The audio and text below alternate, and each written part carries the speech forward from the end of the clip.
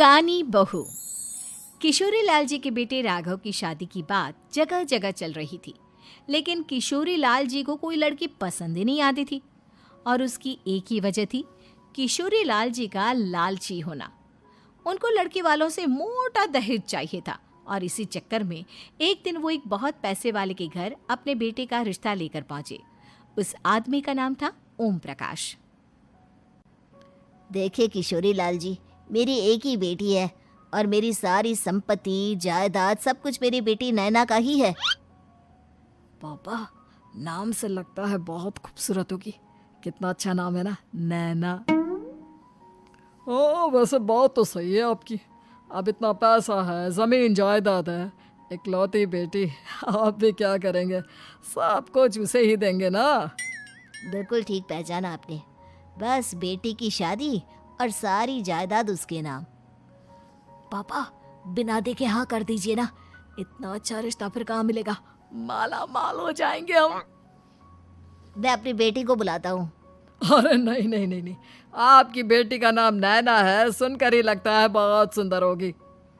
रहने दीजिए अंकल, मैं तो आपकी बेटी के नाम से ही इतना खुश हो गया हूँ कि उसे बिना देखे शादी करने को तैयार हूँ। अब तो मैं उसका चेहरा सीधे शादी के बाद ही देखूंगा। और इस तरह राघव नैना का चेहरा नहीं देखता और उससे शादी कर लेता है। शादी के बाद अपनी सुहाग रात पर जब राघव नैना का घूंघट उठाकर देखता है तो नैना की आंखें बंद थी। कितने खूबसूरत हो तुम नैना, जरा अपनी आंखें खोलकर मेरी तरफ देखो तो सही। नहीं, मुझे शर्म आती है। अरे, मैंने तुम्हें शादी से पहले भी नहीं देखा, और अब अगर तुम आंखें खोलकर मुझे देखोगी भी नहीं तो मुझे अच्छा कैसे लगेगा? इससे पहले कि नैना अपनी आंखें खोलकर राघव की तरफ देखती, अचानक से लाइट चली गई और राघव नैना को पूरी तरह से देख भी नहीं पाया। अगली सुबह नैना राघव के लिए नाश्ता बनाकर लेकर आई। अरे ये क्या, आधा पराठा सेका हुआ है और आधा बिल्कुल कच्चा। ये तुमने क्या किया नैना? बहू, तुमने क्या आधा पराठा तवे से नीचे लटका कर रखा था, जो आधा सिका है और आधा कच्चा? मुझे जितना दिखेगा उतना ही तो सीखूंगी ना पापा जी। जहाँ जहाँ मुझे नजर आ रहा था वहाँ मैंने सीख लिया, जहाँ जहाँ नहीं दिखा वहाँ कच्चा रह गया होगा। इसका क्या मतलब है? ये कैसा मजाक कर रही है तुम? अरे बहू, तुमने इतना लंबा घूंघट क्यों लगाया हुआ है? देखो, हमारे घर में बहुओं को बेटी की तरह रखा जाता है, और फिर तुम तो इतना सारा माल लेकर आई हो। देखो, ये घूंघट डालकर रखने की कोई ज़रूरत नहीं है। हाँ नैना, पापा जी ठीक कह रहे हैं, तुम तो आराम से रहो, अपना ही घर समझो। नैना अचानक से अपना घूंघट उठा लेती है। अरे ये क्या पापा, नैना की तो एक आंख फूटी हुई है। नाम से नैना, लेकिन ये तो कानी बहू निकली। मेरे साथ धोखा हुआ है, धोखा। बिना दिखाए अपनी कानी लड़की मेरे संग ब्याह दी। मुझे कानी बीवी नहीं चाहिए। मुझे अभी ओम प्रकाश जी से बात करनी पड़ेगी। आखिर उन्होंने मेरे साथ ऐसा किया क्यों? अरे, आप लोगों ने ही तो पापा से कहा था कि आप लोग शादी से पहले मुझे देखना नहीं चाहते। अब मेरे पापा पर क्यों इल्जाम लगा रहे हैं? अरे लेकिन उन्हें बताना तो चाहिए था ना कि तुम कानी हो, एक आंख से तुम्हें दिखाई नहीं देता। किशोरी लाल और राघव नाराज होकर ओम प्रकाश को अपने घर बुलाते हैं। पापा जी, ये आपने क्या किया?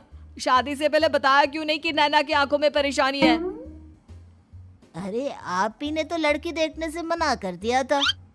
अरे लेकिन आप बता तो सकते थे। आपको तो हमारी बेटी की प्रॉपर्टी चाहिए थी, वो भी पूरी की पूरी।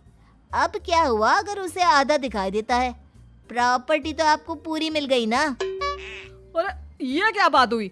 मेरी शादी प्रॉपर्टी से नहीं, आपकी बेटी से हुई है। अब ये तो पहले सोचना चाहिए था, तब तो मेरी प्रॉपर्टी देखकर तुम्हारी जुबान लप लपा रही थी। लेकिन मैं कानी लड़की को अपनी बीवी बनाकर नहीं रख सकता। पापा, कुछ करिए ना आप। हाँ, करता हूँ। देखिए ओम प्रकाश जी, आप हमारे साथ ऐसा नहीं कर सकते। और तुम देखो, अगर तुमने मेरी बेटी से शादी तोड़ी ना, तो जो भी प्रॉपर्टी मैंने तुम्हें दी है वो तो पूरी की पूरी वापस ले ही लूँगा, और आधी प्रॉपर्टी तुम्हारी भी लूँगा। अरे मेरी आधी प्रॉपर्टी भला क्यों लेंगे आप?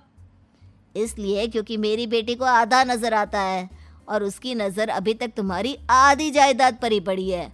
अब तुम उसे घर से निकालोगे तो कुछ तो लेकर जाएगी ना। और अगर हम आपकी बेटी को अपने घर की बहू बना कर रखे तो?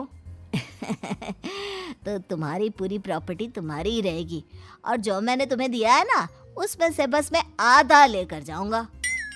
अरे लेकिन अब आप अपनी दी हुई प्रॉपर्टी में से आधी वापस क्यों लेकर जाएंगे?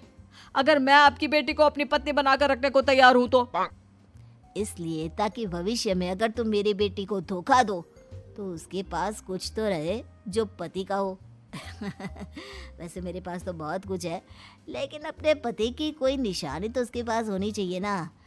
अब अगर तुमने मेरी बेटी को कानी कहा तो तुम्हें प्रॉपर्टी भी कानी ही मिलेगी, पूरी नहीं। जमाए राजा। किशोरी लाल और राघव समझ चुके थे कि वो बुरी तरह फंस चुके हैं और अब उनके पास वहां से निकलने का कोई चारा नहीं है। अब समझ में आया ना, लालच बुरी बला होती है। एक तो तुम्हें प्रॉपर्टी मिली, ऊपर से बीवी मिली, उसमें तुम्हें नखरे भी दिखाने हैं। आए बड़े, चुपचाप बैठो दोनों। कुछ दिनों के बाद नैना राघव की कार लेकर बाजार घूमने निकलती है और जब कार लेकर वापस आती है, ये क्या? एक तरफ से मेरी गाड़ी पूरी खराब हो चुकी है। लगता है तुमने मेरी गाड़ी को किसी दूसरी गाड़ी के साथ एक्सीडेंट किया है। अरे अरे कितना बड़ा नुकसान कर दिया तुमने बहू। वो क्या है ना पापा जी, मुझे एक आंख से दिखाई नहीं दे रहा था, सामने से गाड़ी आ रही थी। मुझे तो सिर्फ आधा ही दिखाई दिया और वो गाड़ी मेरी कार से रगड़ते हुए निकल गई। अब मैं क्या करूं बताओ? आप इसे ठीक कराने के पैसे कौन देगा? तुम्हारे पापा। तुमने मुझसे इस तरह से बात की? अभी रुको। नैना राघव की शिकायत ओम प्रकाश को कर देती है। देखो राघव, अब जो मेरी आधी प्रॉपर्टी तुम्हारे पास थी ना, उसमें से आधी और मैं लेकर जाऊंगा, क्योंकि तुमने मेरी बेटी को डांटा। अरे नहीं पापा जी, गलती हो गई, माफ कर दो। गलती की तो कोई गुंजाइश ही नहीं। अगली बार मेरी बेटी को डांटा तो बची हुई आधी में से आधी और ले जाऊंगा। लालच के चक्कर में हम दोनों ने बहुत बड़ी गलती कर दी बेटा। एक तो तुम्हें कानी बहू मिली और ऊपर से जो माल मिला वो भी काना। इस तरह राघव की हर एक गलती पर ओम प्रकाश उसकी प्रॉपर्टी का आधा आधा हिस्सा लेकर अपना सारा माल वापस ले गया और राघव को कानी बीवी से काम चलाना पड़ा। भाई लालच वाकई में बुरी बला है।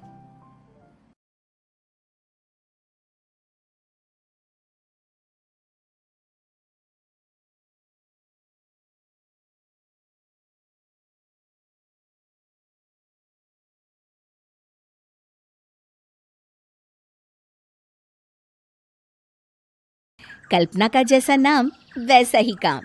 सारा दिन कल्पनाओं में रहती, ना कोई काम करती ना कोई धाम। अरे कल्पना बहू, जरा अच्छी सी चटनी पीस दे, आज कुछ मजेदार खाने का मन है। पेट में जलन हो जाएगी माँ जी बुढ़ापे में, और वैसे भी मेरा काम करने का वक्त शाम का है, अब प्रिया को ही बोल दो। इतना कहकर कल्पना वहां से चली जाती है।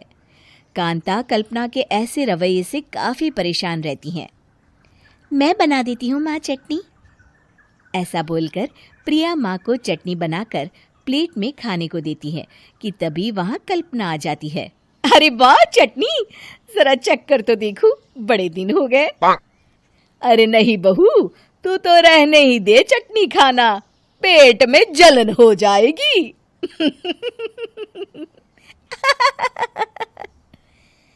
इतना कहकर कांता और प्रिया दोनों हंसने लगते हैं। कल्पना सारा दिन या तो मोबाइल में यूट्यूब देखती या फिर सोती रहती। उसका कमरा भी बिखरा और गंदा रहता। एक दिन कल्पना का पति अशोक उससे कहता है, अरे कल्पना, जानवर भी उस जगह को साफ कर लेता है जहां वो बैठता है, तुम तो इंसान हो, कैसे इतने गंदे कमरे में रह लेती हो? देखो सारा सामान यहाँ वहां बिखरा पड़ा है। ज्यादा अपनी माँ का बोल ना बोलो। हाँ, कमरा तुम्हारा भी तो है, गंदा लग रहा है तो साफ कर लो। पता नहीं तुम्हारे साथ मैं कैसे जिंदगी बिताऊंगा। इतना कहकर अशोक वहां से चला जाता है। कल्पना बस खाना खाने कमरे से बाहर आती और फिर से कमरे में चली जाती। इससे कांता बहन काफी परेशान रहती। एक दिन प्रिया कांता से कहती है, माँ, मैं सारा दिन काम करके थक जाती हूँ। आप कल्पना दीदी से कहिए ना कि सुबह और शाम का काम बांट ले। मैं तो अब सिर्फ एक वक्त का ही काम करूँगी। हाँ। अरे तू वो भी ना करना, एक बहू तो कामचोर थी ही, दूसरी भी आ गई काम ना करने के बहाने लेकर। तभी वहां प्रिया का पति रमेश आ जाता है। माँ, मैं देख रहा हूँ भाभी कोई काम नहीं करती।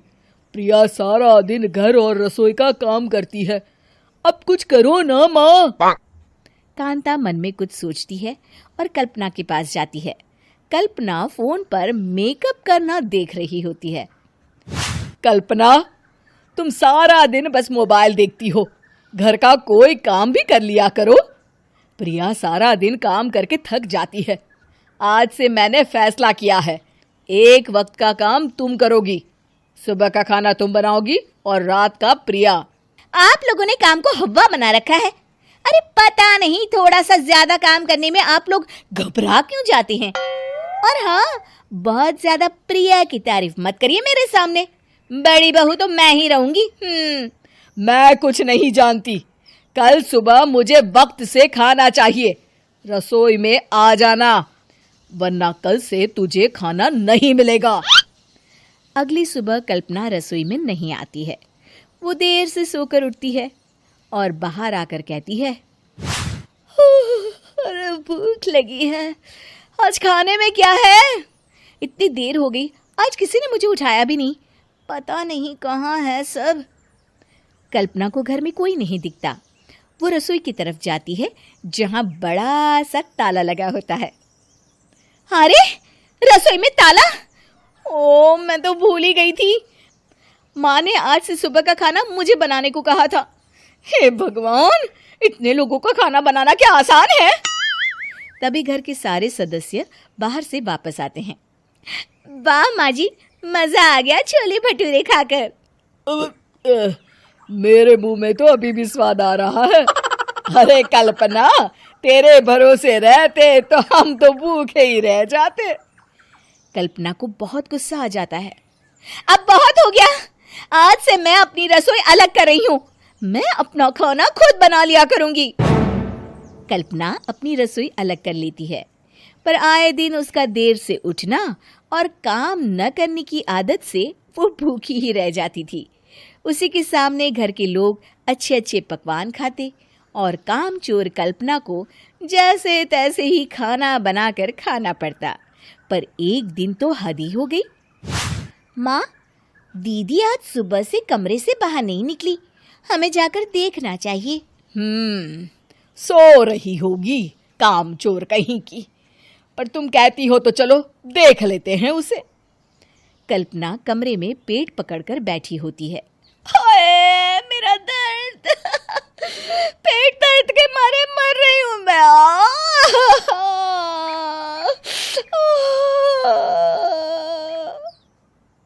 अरे दीदी, क्या हुआ?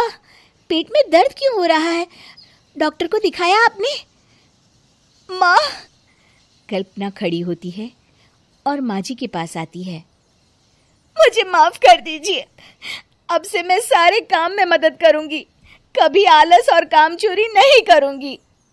हाँ हाँ, वो तो ठीक है, लेकिन अचानक क्या हो गया जो तू काम करने को तैयार हो गई? कामचोर कल्पना।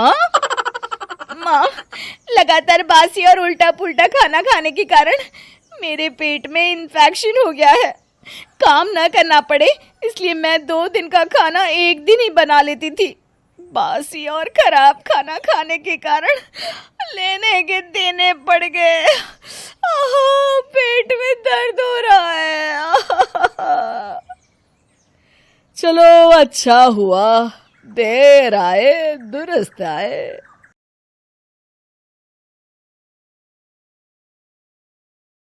क्या सास बन सकती है माँ? अरे क्यों रे, काम में ध्यान नहीं है जो सब्जी में नीरा नमक भर दिया। मुफ्त में रोटी तोड़ने की आदत पड़ी हुई है, यह सब यहाँ नहीं चलेगा। गलती हो गई माँ जी, माफ कर दीजिए। माफी चाहिए? चलो ठीक है, ये नमक भरी सारी सब्जी खत्म कर, कुछ भी फेंकना नहीं चाहिए, मिल जाएगी माफी।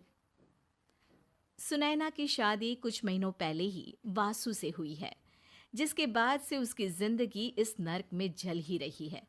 और अब यही सुनैना की आम जिंदगी है, जिसमें उसकी सास हर छोटी बात पर और कभी कभी तो बिना किसी बात के बस उसे परेशान कर खरी खोटी सुनाती ही रहती है। सुनैना, कल मुही कहाँ मरी हुई है, इधर तो आ। सास की आवाज सुन सुनैना भागती हुई उसके पास आती है। क्या हुआ माँ जी? अरे तुझे पता है मेरे पैरों में दर्द रहता है, तो मुझसे बदला लेने के लिए टीवी का रिमोट इतनी दूर रख दिया। अरे मुझे ज्यादा खड़ा कर पैर तुड़वाना चाहती है क्या?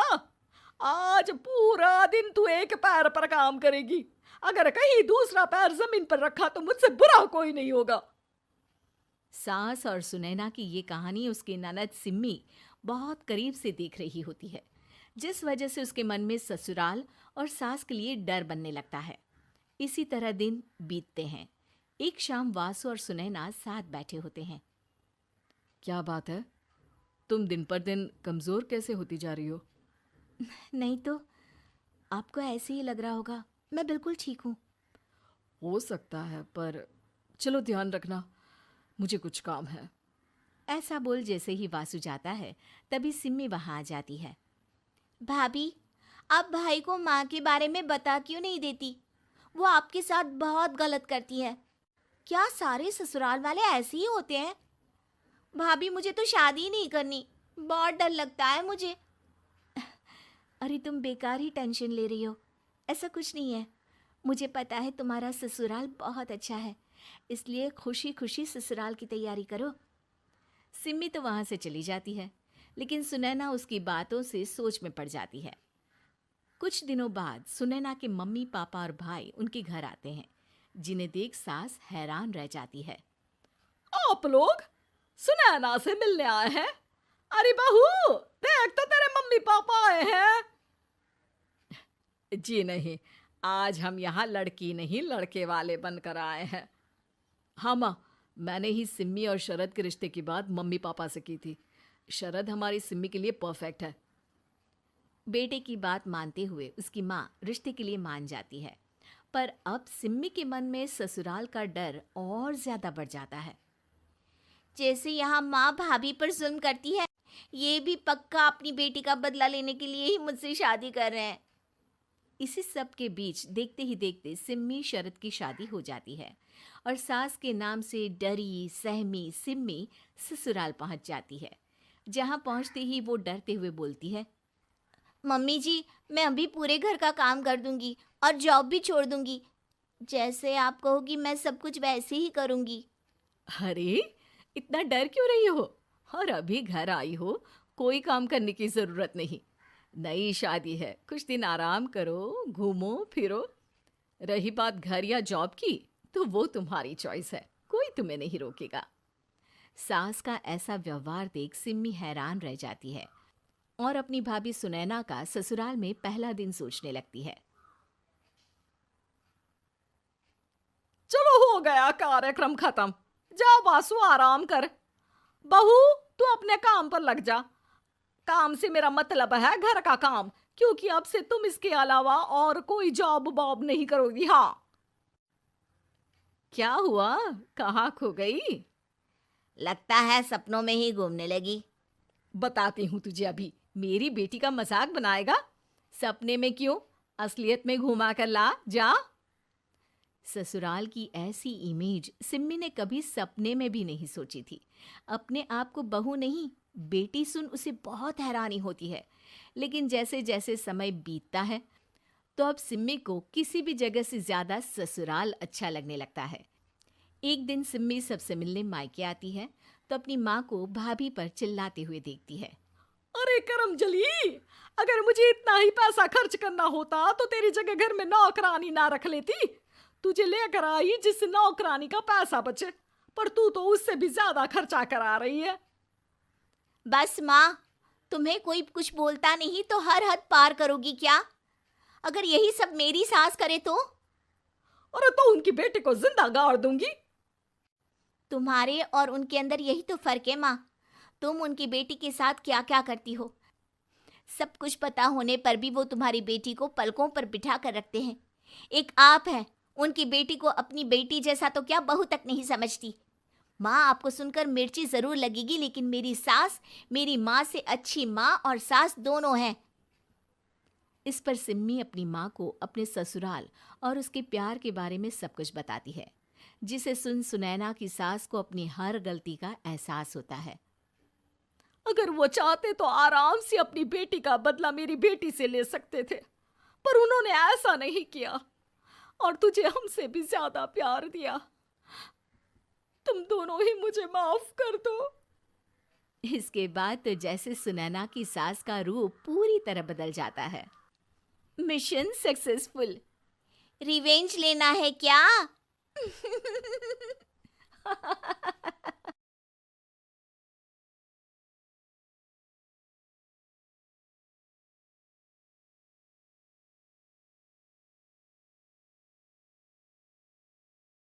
मुंह बना के कहती है, अरे तू तो लुट गई, बर्बाद हो गई। तेरे यहाँ लड़की पैदा हो गई। अरे तू ऐसा क्यों कह रही है? मैं तो बहुत खुश हूँ। अरे जब तेरी पोती के पीछे तुझे खर्चे पर खर्चे करने पड़ेंगे ना, तब ये तेरी सारी खुशी गम में बदल जाएगी। पहले लड़की की पढ़ाई लिखाई का खर्चा, फिर उसकी शादी का खर्चा। अरे आजकल की शादियाँ कितनी महंगी हो गई है। गहने बनाओ, लाखों रुपए पानी की तरह बह जाते हैं। लड़कियां तो सिर्फ खर्चा करवाने के लिए ही पैदा होती हैं। इस तरह लड़कियों के प्रति अपने विचार व्यक्त करते हुए सावित्री ममता को लंबा चौड़ा भाषण देके चली जाती है। अब तो आप लोग इस कहानी में सावित्री देवी का पात्र अच्छी तरह समझ ही गए होंगे। कुछ समय बाद सावित्री की बड़ी बहू भी एक लड़की को जन्म देती है। फिर क्या था, सावित्री पूरा आसमान सर पर उठा लेती है।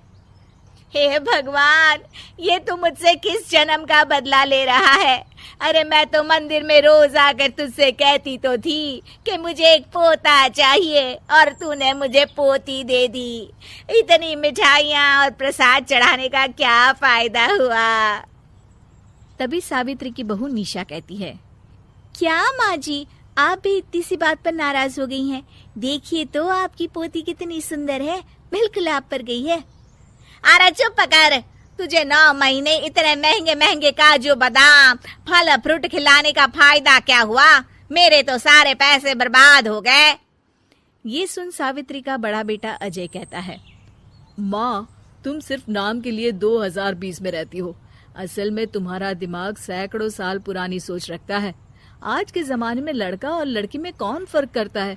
मैं तो बहुत खुश हूँ कि भगवान ने मुझे लक्ष्मी के रूप में बेटी दी है। लेकिन सावित्री पर अजय की बातों का कोई असर नहीं होता। नालायक, अपनी पत्नी की जबान बोल रहा है। मेरा बड़ा बेटा तो हाथ से गया। लेकिन सावित्री देवी हार मानने वाली नहीं थी। वो पोते की चाह में अपने छोटे बेटे विजय की शादी करवा देती है। कुछ समय बाद आखिरकार वो दिन आ ही जाता है जब सावित्री की छोटी बहू गर्भवती हो जाती है। सावित्री इतनी खुश हो जाती है कि वो बच्चे के जन्म से पहले ही सारे मोहल्ले में ढिंढोरा पीटने लगती है। ये क्या सावित्री, तू तो पोते के जन्म से पहले ही मिठाई बांट रही है। पहले पोता पैदा तो होने दे, और फिर क्या पता अगर पोते की जगह पोती पैदा हो गई तो।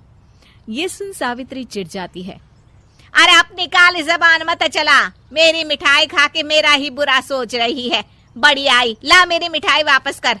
देख लेना, इस बार मेरे यहाँ पोता पैदा होगा, पोता। लेकिन ठीक इसका उल्टा होता है। सावित्री की छोटी बहू भी एक लड़की को जन्म देती है। सावित्री फिर से रोना धोना शुरू कर देती है और अपनी छोटी बहू को कोसते हुए भला बुरा कहने लगती है। देखते ही देखते ये सावित्री की रोज की आदत हो जाती है। एक दिन उसकी इस आदत से परेशान होकर विजय अपने भाई अजय से कहता है, भैया, माँ खुद एक औरत होकर हमारी बेटियों को पसंद नहीं करती, उल्टा उन्हें रोज कोसती रहती है। मुझे माँ की यह आदत बिल्कुल पसंद नहीं आती। अरे तू ठीक कहता है, मैं भी अब माँ से तंग आ गया हूँ। अच्छा, तो अब तुम दोनों इस तरह पीठ पीछे मेरी बुराई भी करने लग गए हो?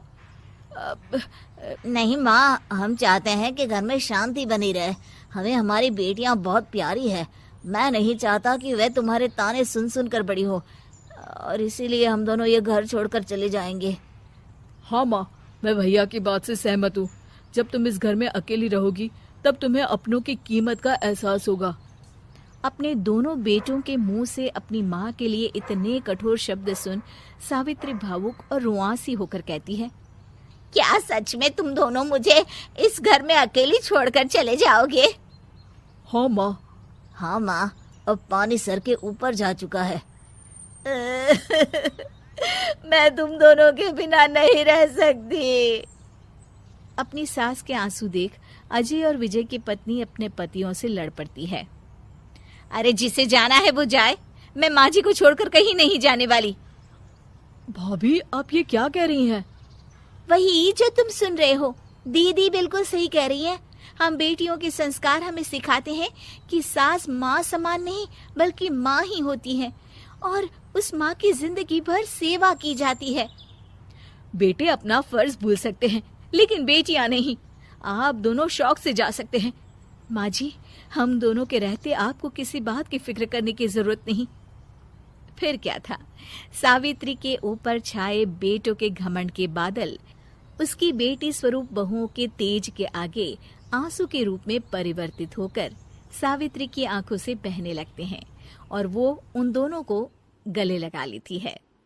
मैं जिंदगी भर बेटियों को कोसती रही, लेकिन आज तुम दोनों को देख मुझे समझ आ गया कि बड़े अभागे होते हैं वो लोग जिनके घर बेटियां नहीं होती।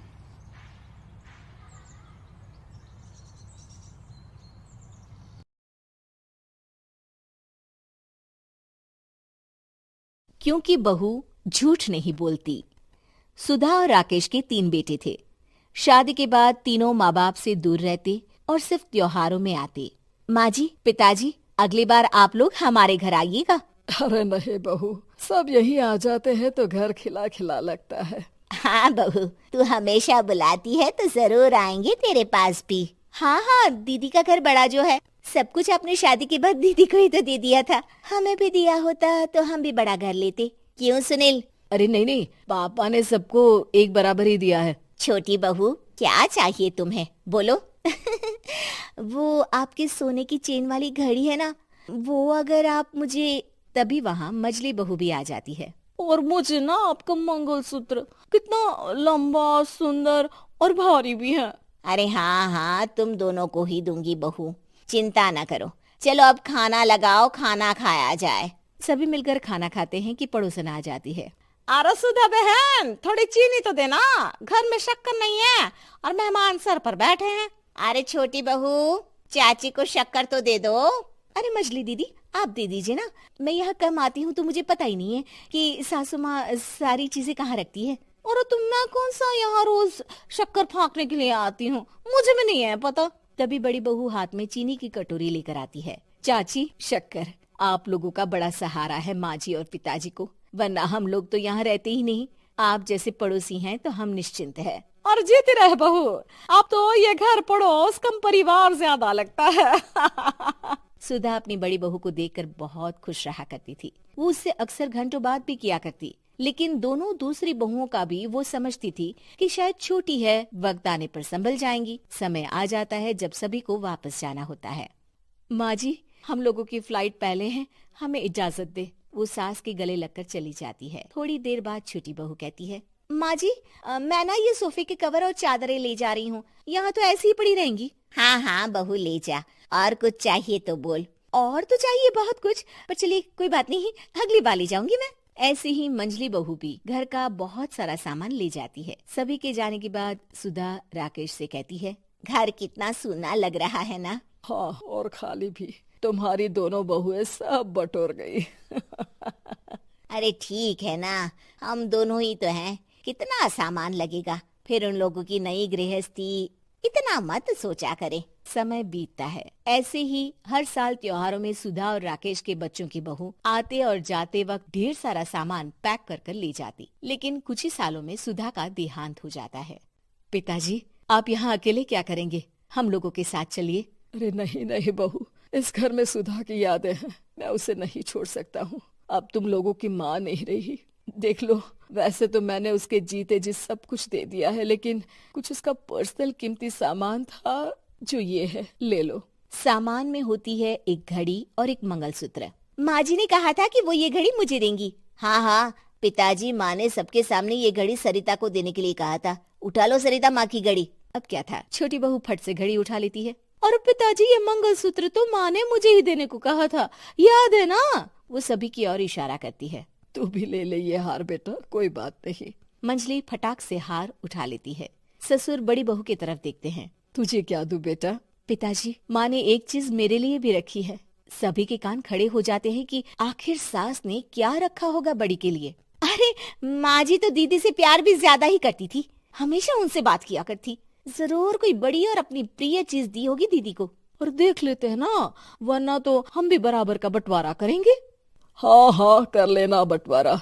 लेकिन बड़ी बहू बताओ तो, सुधा ने क्या रखा है तुम्हारे लिए? अभी तो हम लोग यही हैं पापा जी, जब जाने लगेंगे तो बता दूंगी। बड़ी बहू के मुंह से ये बात सुनकर बाकी दो बहुएं सोचने लगती हैं कि आखिर क्या है जो दीदी को सासू माँ देकर गई हैं। दीदी, ऐसा तो नहीं ना कि पूरे घर का आधा हिस्सा माँ बड़ी भाभी को देकर गई हो? तभी वहाँ ससुर आ जाते हैं। नहीं नहीं, ऐसा कुछ नहीं है। मकान तो तुम तीनों का बराबर से है। देखो, बड़ी बहू से तुम्हारी सास ज्यादा जुड़ी थी, न जाने क्यों घंटों बात किया करती थी। पता नहीं क्या देकर गई है उसे। और ससुर जी, आपको क्या पता, चालाकी से पूरे घर के पेपर में साइन करवा लिए हो, या फिर कोई छुपा गहना।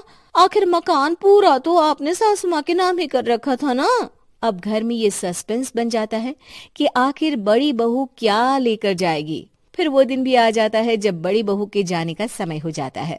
बेटा, परसों तुम चली जाओगी, बताया नहीं माँ ने तुम्हें क्या दिया? घड़ी और हार जो बेशकीमती था और तुम्हारी सास को सबसे ज्यादा प्रिय था, उसका तो बंटवारा भी हो चुका है। अब तुम्हारी बारी। हाँ पिताजी, आज मैं ये बात बताने ही वाली थी। माँ ने मुझे उससे भी बेशकीमती चीज दी है, और वो है आप। आपसे अधिक प्रिय उन्हें कुछ नहीं था। माँ चाहती थी कि आप मेरे साथ रहें।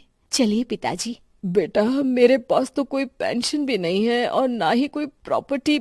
लेकिन आपके पास संस्कार है पिताजी, जो मेरे बच्चे आपसे लेंगे, तो आपको ले जाने पर स्वार्थ ही है मेरा। चलिए ना पापा। सभी के सामने पिताजी बड़ी बहू और बेटे के साथ उनके घर चले जाते हैं।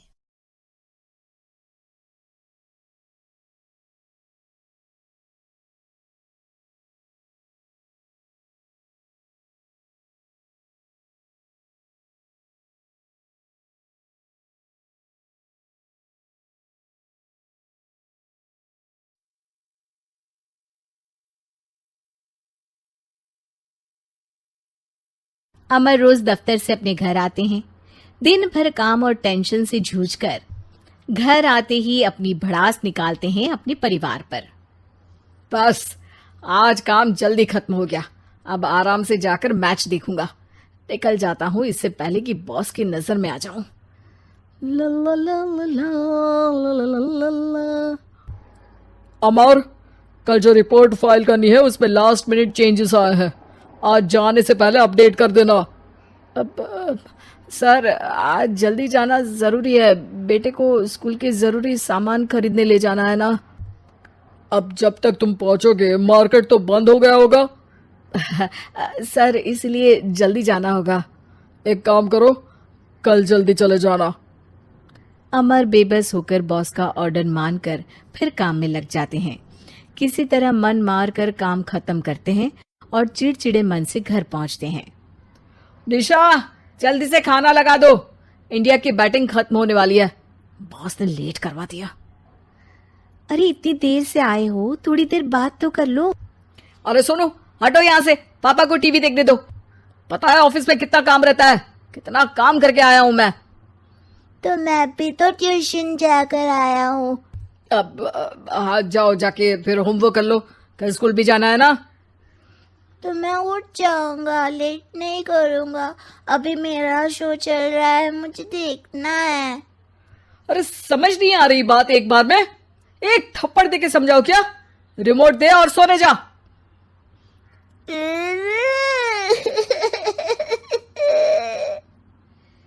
सोनू रोते हुए मम्मी के पास जाता है और अपने पापा की शिकायत करता है। निशा उसे पुचकार के एक और बेडरूम में ले जाकर सुला देती है। मैं डांटती हूँ पापा को, तू सो जा अभी, ठीक है बेटा? नेहा खाने की थाली लेकर अमर के पास पहुंचती है और मेज पर रख देती है। अमर टीवी में डूबा हुआ है और बिना देखे ही खाने लग जाता है। निशा सामने बैठे उसे घूरे रहती है।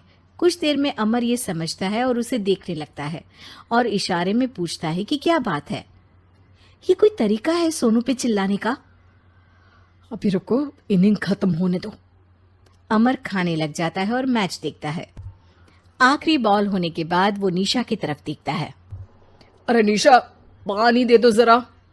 निशा थाली के बाजू में रखे ग्लास पर इशारा करती है। अमर उठा के पानी पीता है। अब बोलो। बच्चा है सोनू, एक बार तो मिलते हो दिन भर में रात को, और फिर वो अपने पापा की डांट सुन के सो जाए। अरे बच्चा है तो बात सुननी चाहिए ना उसे मेरी। जवाब दे रहा था। अरे दिन भर के बाद आया हूं, इतना काम किया, बॉस के नखरे झेले, और घर आओ तो बेटा बहस करे। और सारी भड़ास घर आकर घर वालों पर निकालो। अरे तुम क्या बोल रही हो मुझसे ऐसे? तुम भी तो सारा दिन साथ रहती हो, डांटती भी तो हो उसे। बता रहा था वो मुझसे, अभी कुछ दिन पहले ही डांटा था ना तुमने। हाँ, मुझे अभी सोने के पहले बता रहा था। देखो अभी झगड़ा मत करो, मुझे आराम करना है, टीवी देखने दो। अरे तो उसको भी तो दिन भर पढ़ाई के बाद देखना होता है ना टीवी, आराम करने के लिए। कोई जरूरत नहीं है, छोटा है अभी, आदत बिगड़ जाएगी। और तुम उसकी वकालत करना ना बंद कर दो। चलो अभी सेकंड इनिंग्स चालू होने वाली है, गुड नाइट। अमर फिर से टीवी देखने लगता है और निशा उसे। कुछ सेकंड्स में वो उठ के जाने लगती है। दरवाजे तक पहुंची होती है कि अमर कहता है, अरे सुनो तो, चाय बना देना 1 कप। नहीं। निशा दरवाजा पीट के चली जाती है और अमर देखता रह जाता है। अगली सुबह निशा किचन में सोनू का टिफिन पैक करके उसे देती है। सोनू नाश्ता कर रहा है। अमर पीछे से तैयार होकर आता है और खाली चाय का कप टेबल पर रखता है। अमर, उसे वहां मत रखो, अभी साफ की है, दाग लग जाएंगे। अरे क्या हुआ है तुमको? रोज तो यहीं रखते हैं। पर आज से नहीं रखना है, चलो उठा के सिंक पे रखो। अमर उसे उठा के सिंक में रखने जाता है, तभी निशा कहती है, अरे अरे धो के। सोनू हंस देता है। अमर उन दोनों को देखता है और कप धो के वहां से चला जाता है। निशा सोनू को देखती है और आंख मार देती है। चलो अब हंसना बंद, स्कूल जाओ और ध्यान देना, सब पूछूंगी दिन में। सोनू मुंह बना लेता है। सब अपना दिन बिताकर रात में फिर एक साथ आते हैं। आज अमर घर जल्दी पहुंच गया है और टीवी के सामने पसार के बैठ जाता है। पीछे से दरवाजा खुलने की आवाज आती है। खिलखिलाते हुए सोनू अंदर आता है, सीधे टीवी रूम के अंदर, और अमर को बैठा देख चौंक जाता है। पीछे से कमरे में निशा भी आती है। सोनू, हाथ पैर धो के कपड़े बदल लो, चलो जाओ। सोनू कमरे से बाहर चला जाता है। अरे निशा, जरा 1 कप चाय। क्या हर वक्त चाय? नहीं है दूध घर में। अरे दूसरी बार ही तो मांग रहा हूं ना। दूध वाले को बोला था दूध एक्स्ट्रा 1 लीटर लेकर आना, वो 1 लीटर कम लेकर आया। आज तुमको चाय नहीं मिलेगी, खीर बना दी है पूरे दूध की। अरे दूध वाले की गलती के लिए मुझ पर क्यों चिढ़ रही हो? मैंने क्या किया? तुम भी तो यही करते हो ना। ऑफिस में किसी की गलती हो तो घर आके चीखते हो। चाय पीनी है तो दूध लाना पड़ेगा नीचे से। अरे पर तुम नीचे से ही आई ना। मैं भूल गई, तुम भी तो नीचे से आए। निशा कमरे से बाहर जाती है और सोनू अंदर आता है। वो अमर को देखता है, फिर कुछ बोलता नहीं है। अरे क्या हुआ सोनू? मेरा टीवी देखने का टाइम है अभी।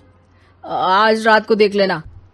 देखो आप ना परेशान मत करो, आज ऐसे ही टीचर से डांट सुन ली है, अब आपकी नहीं सुनने वाला। अच्छा, क्यों डांटा टीचर ने? क्योंकि मेरा प्रोजेक्ट इनकम्प्लीट था। आपने सामान लाके नहीं दिया और आपकी वजह से सब हंसने लगे मेरे पे। अब आप जाओ। सोनू टेबल पे रखा रिमोट उठाता है और चैनल बदल के बैठ जाता है। अरे ये क्या तरीका है बात करने का? तो आपसे ही तो सीखा है, बाहर का गुस्सा घर पे निकाल दो। अमर उठ के दूध लेने चला जाता है। कुछ देर में लौट के वो चुपके से निशा और सोनू को टीवी देखते हुए देखता है और किचन में चला जाता है। 3 कप चाय बनाकर वो टीवी कमरे में पहुंचता है। आज मेरे हाथ की चाय पी लो। इस बदले बर्ताव को देख के निशा और सोनू चौंक जाते हैं। अपना कप उठाकर चाय पीने लगता है। अमर एक बैग निकाल के सोनू की तरफ बढ़ाता है। इसमें क्या है? प्रोजेक्ट का सामान और गिफ्ट। लगता है पापा दूध लेने गए और गुस्सा छोड़ के आ गए। कैसी है सोनू के पापा के हाथ की चाय? स्वीट स्वीट, बिल्कुल मम्मी की तरह। और पापा की तरह नहीं? पापा की तरह कड़क है। सॉरी बेटा, अब समझ गया कि ऑफिस में कुछ भी हो उसे ऑफिस तक ही रखूंगा, प्रॉमिस। निशा और सोनू को गले लगा लेता है और उस दिन के बाद कभी घर की चिंता दफ्तर में नहीं गई और ना दफ्तर का टेंशन घर में आया।